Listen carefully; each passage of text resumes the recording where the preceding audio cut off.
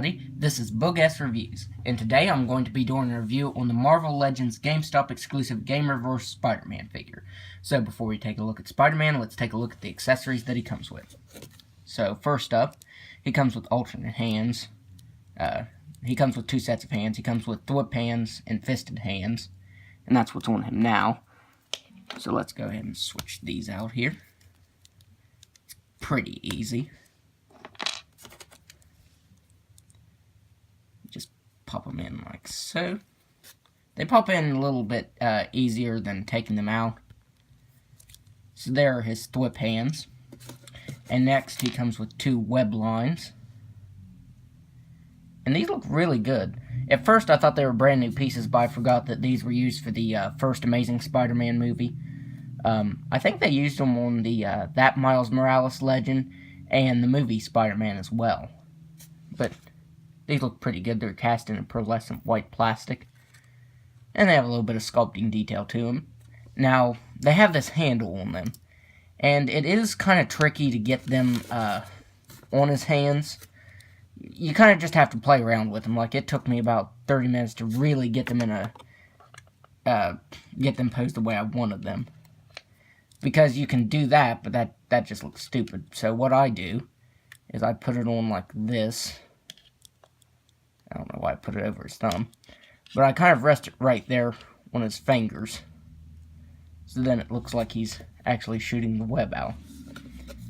So, I do the same thing. You can also do this with the fisted hands. It just doesn't look right. But, there. So that is how I got them to stay. And these are really long, so I'm going to have a hard time showing him. There, I'll just do it like that. So, if you turn it that way, you really can't tell that it's wrapped around his hand. So that is what I would recommend doing. Like I said, it takes a little bit to figure out how they look right. It took me a while, like I said, because they kept falling off, and I'm like, how are you supposed to put these on? So you kind of just have to finesse them and get them in the right place. But when you do, it'll look really good. Like when I was doing the thumbnail for this figure, I got him in a really awesome pose, and I got these in the perfect place, and they looked really good. Now I'll switch back to his regular hands and show what that looks like.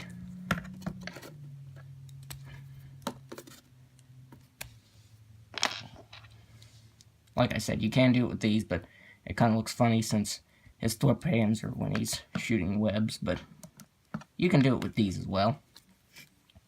So with these, it's a little bit easier, since they are fisted hands, to get them to stay. You can do that like he's swinging.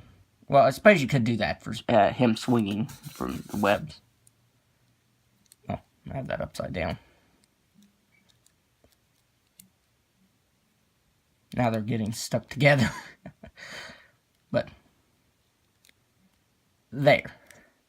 So you can do that. And honestly, I think I just made a web jump rope for him. So you can make it like he's swinging from webs with that. So let's put this over to the side now. So now let's look at the head sculpt. So the head sculpt looks really nice. I have seen a few people that got him and the whole back of his head didn't have the web lines on it. But this came out pretty clean. I did notice that the reds are two different colors here. His head's a little bit brighter than his torso right here.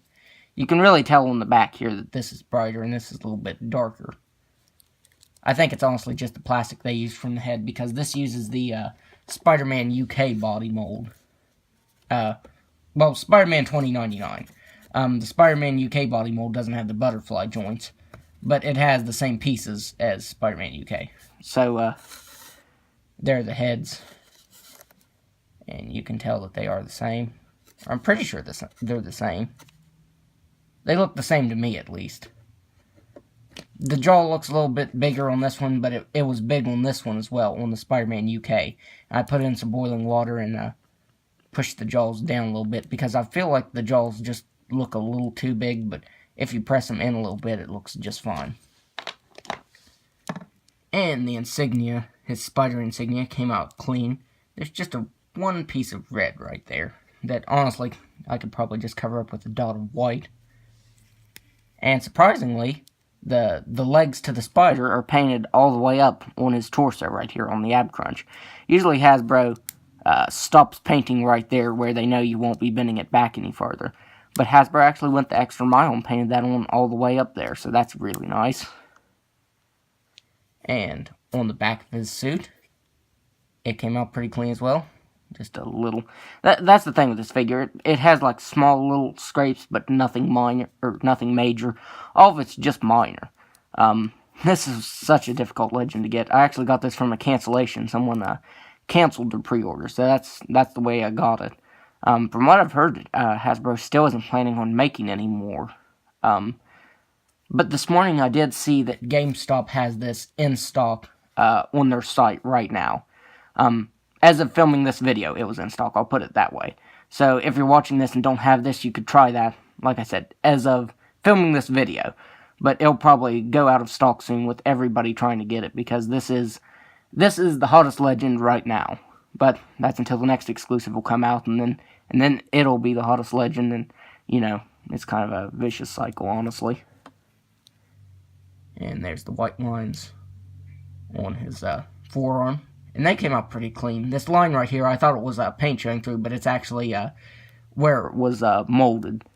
It's not red, that's just where it was cast and cut from the mold. And my only problem is I wish that they could have, I don't know if it's possible, but mixed, like, the peg right here did half white and half red. That way, you know, it would be white right there, because it looks kind of funny with the red right there. But Hasbro's known to do that. Another thing that's odd is they didn't paint the pegs right here on the on his inner arm. On his outer arm, they blend in right there with the red on his suit. But right here where it's blue, you can see that the pegs are red. But that doesn't surprise me out of Hasbro, because usually when they have a figure, they use multicolored pegs and don't paint the pegs. So that really doesn't surprise me. That's just a normal thing that Hasbro does. It's nothing special for this figure. And right there, the paint does get a little bit spotty. Right there on his waist. But nothing major. And then there's the red spiderweb design on his thigh. I do feel like this should have been bigger. Like, I feel like it's a little too thin. And in the game, it was just a little bit wider and a little bit bigger, honestly. I think it is a little thin. But overall, it doesn't look too bad. And there's the bottoms of his feet. And the lines, they came out a little spotty. Like, this one's a little bit above the mark. There's a little bit of red showing through right there. And this one's kind of hovering as well. Now, right here on his heel, it came out pretty clean. And they didn't paint the bottoms of his feet. They just stopped the paint right there. Which, I don't know why. I wish they would paint the bottoms of the figure's feet, like, especially if they have, like, designs like this on their feet. I feel like it should go all the way through, not just stop right there. Like, it should have been painted, red or blue. I think that his feet are, white. Because on the Spider-Geddon cover, he has, like, white soles. So I think that should have been white. But it is not painted on. So now, let's go over the articulation. He has a ball-jointed head that can look back all the way. He can look down all the way. He can move his head side to side. He has ball-jointed shoulders that can move out all the way. He has butterfly joints that can move back all the way and forward just a little bit. If you have his arms like that, then they can move forward all the way. It looks like he's going to do Gangnam Style like that. He has an ab crunch that can move back all the way and can crunch forward all the way. He has swivel at the waist, but it makes that clicking sound, which is kind of weird because the Spider UK doesn't make a noise at all, and neither does the Spider-Man 2099. Well, I guess it does. I didn't think it did. I must be thinking of my other Spider-Man 2099 figure. There's two of them, and I must have gotten too confused. I guess this one clicks a lot more. So I guess this one is better. He has ball-jointed hips that can move out that far. He can kick forward very, very far. Like, he can kick forward so far that his leg goes out. So yeah, he can kick forward very far. and he can kick back very far. He can actually kick back that much. He has swivel at the thigh, double jointed knee, swivel at the shin, swivel at the ankle, and a really good ankle rocker. So, overall, the articulation is pretty much what you'd expect out of the Spider-Man figures, because most of them are using this mold now. And I'm really glad it didn't use the Spider UK body mold. I mean, the Spider UK body mold kind of is Spider-Man 2099. It just lacks the butterfly joints right there. But you can get him into some really awesome poses. Like for web swinging, you can actually get him to do that. And I feel like that's important. Like, I took pictures of him, and you can actually get him in a web swinging pose, and it looks natural. The butterfly joints really do help with that. So, let me get his arms back down here so I can do some size comparisons. So now, let's do some size comparisons. So, here he is next to the Spider UK figure. And he is just a tad bit taller than this Spider-Man. But as you can tell, they use the same thighs and the same feet and the same forearms. Like I said, the torso is different because it has to accommodate those butterfly joints. So there he is next to Spider UK.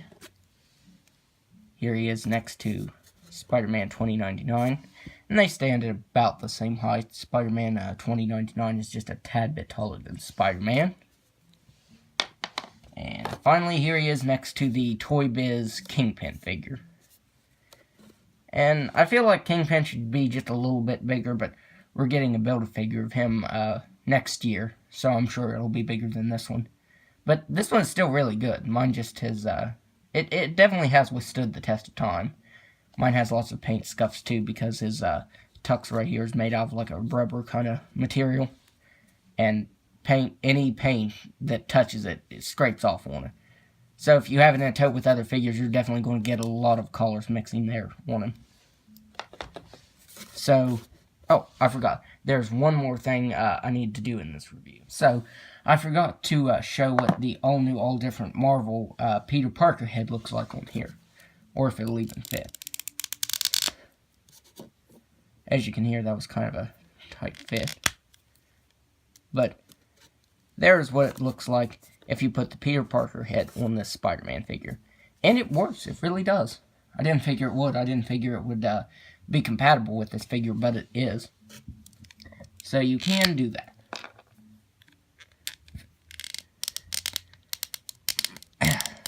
There. That's a tough head to get on there. It's really tight. Even though his head moves really well, it's a really tight joint. So if you take that off, definitely use caution. So overall, I would highly recommend this figure. Even if you don't want it, I would still highly recommend this figure because it is super hard to find. So yep, it's a really awesome figure. So that's my review. If you like this review, be sure to hit the like button, subscribe to my channel, and share this video. Thanks for watching.